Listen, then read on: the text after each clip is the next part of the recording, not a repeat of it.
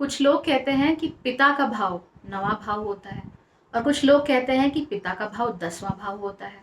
तो आखिर आपको कौन से भाव से पिता के बारे में जानकारी हासिल हो सकती है? चलिए जान लेते हैं आज के वीडियो में।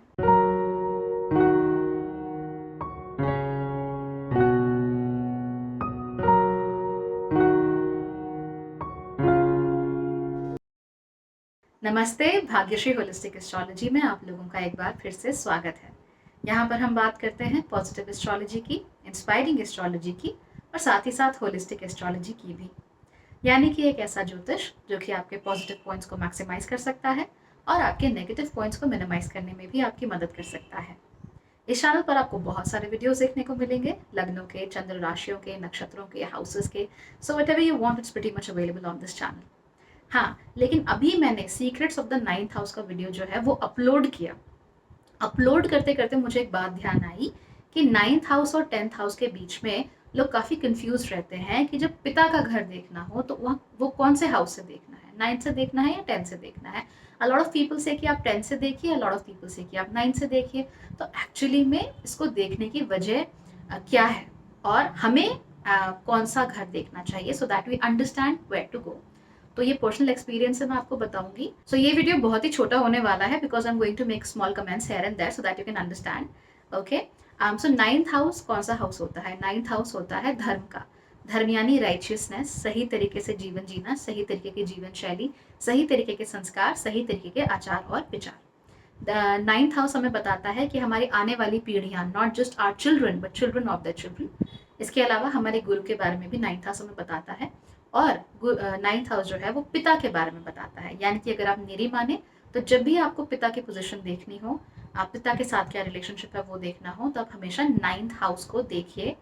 10th हाउस क्या होता है? 10th हाउस होता है आपका कर्म का भाव। कर्म का भाव यानी कि आप क्या करते हैं जीवन में, आप क्या क्या चीजें कर सकते हैं, आप क्या क्या चीजें करने की क्षमता रखते हैं और आप उन्हें करेंगे भी या नहीं करेंगे। ये सब हमें 10th हाउस दिखाता है। अब ये समझिए कि 9th हाउस कैसे पिता को दिखाता है और 10th हाउस में मैं एटलीस्ट क्यों नहीं देखती। 9th हाउस हमें वो चीजें दिखाता है जो हम कंट्रोल नहीं कर सकते, यानी भाग्य। बहुत सारी चीज़ें आपके कंट्रोल के बाहर होती हैं।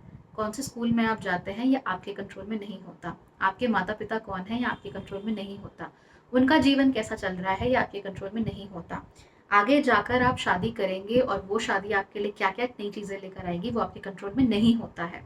आम, मंत्र या तंत्र या जप या होम हवन करके आपको रिजल्ट्स मिलेंगे या नहीं मिलेंगे ये आपके बस में नहीं होता है। आपका जन्म किस रिलीजन में हुआ है ये भी आपके बस में नहीं होता है। इसके साथ साथ ही आपको जीवन में मेंटोर्स कैसे मिलेंगे, गुरु कैसे मिलेंगे, ये भी आपके बस में नहीं होता है। तो जितनी भी अनकंट्रोलेबल थिंग्स होती हैं लाइफ में उनको आप 9th हाउस से कनेक्ट करके देख सकते हैं कि भाई 9th हाउस बताएगा कि ऐसा क्या है, भाग्य कहाँ टर्न लेगा जिसकी वजह से आपको जीवन में अलग अलग चीजें देखने को मिलेंगी, अलग अलग मोड़ आएंगे आपके जीवन में। अब 10th हाउस क्या है? 10th हाउस बताता है karma of what you are doing in life. अब क्या कर रहे हैं, ये जो जीवन आपने जिया है बिटवीन लाइफ एंड डेथ, उसमें आपने क्या क्या किया। किसी की मदद की, अपने काम पे ध्यान दिया, अपने परिवारजनों को सुखी रखा या नहीं रखा, उनके साथ बुरा व्यवहार किया। ये सारी की सारी चीजें जो है आपको 10th हाउस से देखने को मिलेगी क्योंकि ये कर्मों का भाव है। याद रखिए कि 9वें घर की नैसर्गिक राशि होती है धनु, यानी कि सैजिटेरियस, जो कि जुपिटर द्वारा रूल्ड होती है। और 10वें घर की नैसर्गिक जो राशि होती है वो होती है मकर, यानी कि केप्रिकॉन, जिसको शनि कंट्रोल करते हैं। अगर हम जुपिटर के सिग्निफिकेशंस देखें तो जुपिटर अपने आप में एक गुरु है और गुरु को हम माता पिता तुल्य मानते हैं। शनि का रोल जो होता है वो हमारी लाइफ में क्या होता है, थोड़ा जजमेंटल रोल होता है कि शनि बताते हैं कि आपकी लाइफ में स्ट्रक्चर कहाँ है, कहाँ नहीं है और आपने क्या किया, बिकॉज शनि कर्मों के देवता है। तो आपके पिता कौन है, उन्होंने आपको कैसे ट्रीट किया, उन्होंने आपको कैसा बचपन दिया, it's not in your control.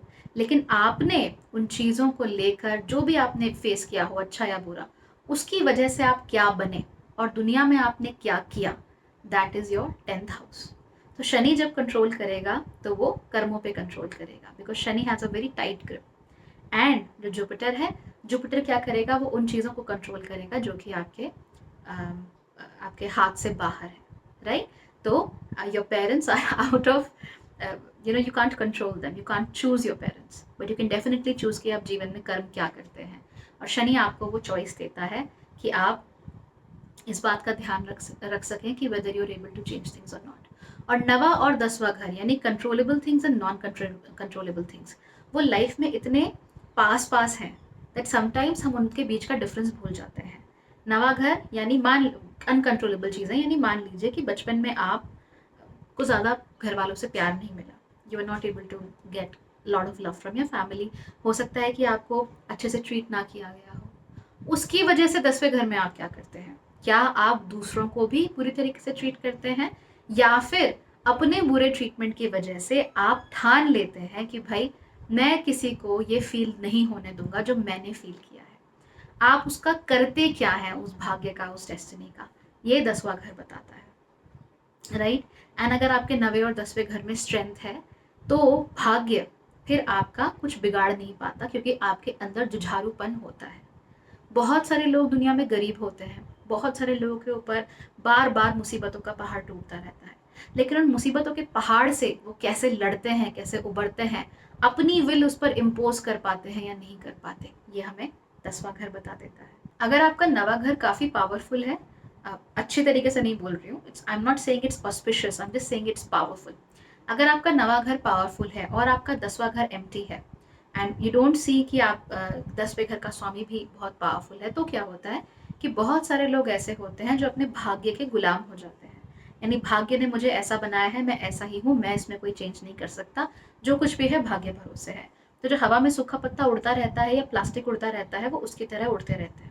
लेकिन अगर आपका 10th हाउस स्ट्रांग होता है या ज़्यादा स्ट्रांग होता है मुकाबिल 9वें घर के, तो फिर क्या होता है that you are somebody who wants to impose their own will. आप ऐसे व्यक्ति बनते हैं कि जो आपके सर्कमस्टांसेस हैं उनसे आप क्या कर सकते हैं, उनको आप कैसे अपने फेवर में कर सकते हैं, इस पे आप लोग बहुत ज़्यादा ध्यान देना शुरू करते हैं। वाई? बिकॉज इवेंचुअली इसका जो नैसर्गिक स्वामी है वो कौन है? वो है शनि। और नैसर्गिक राशि कौन सी है? कैप्रिकॉर्न।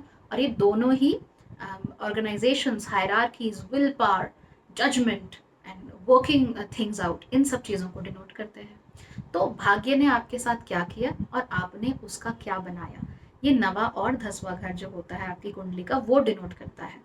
बहुत सारे लोग ऐसा कहते हैं कि क्योंकि भाई चौथा घर माँ का होता है, इसीलिए हमें 10वां घर पिता का मान लेना चाहिए, क्योंकि ये एक दूसरे से 7 घर की दूरी पे होते हैं।